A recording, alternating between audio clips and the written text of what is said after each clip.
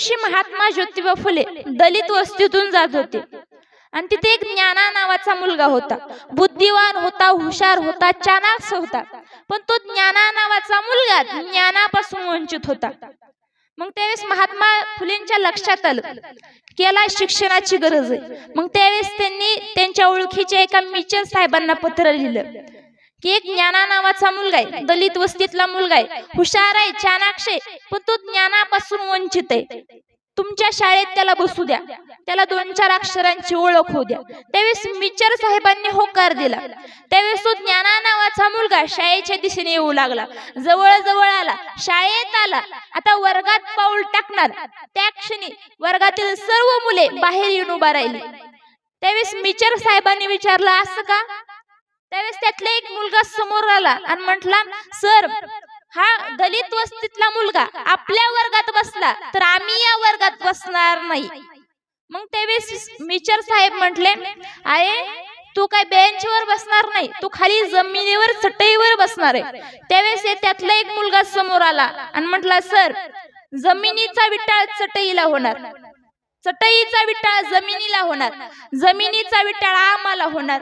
मग आम्हाला घरी गेल्यानंतर दररोज आंघोळ करायला लागणार, त्यामुळे आम्ही आतमध्ये बसणार नाही. मग हा सर्व प्रसंग त्या ज्ञाना नावाच्या मुलानं उघड्या डोळ्यांनी पाहिला.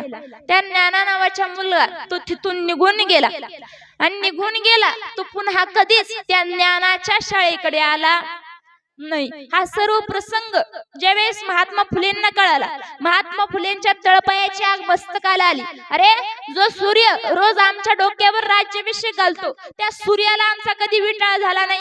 ज्या धरणी मातेवरून आम्ही चालतो त्या मातीला आमचा कधी विटाळ झाला नाही.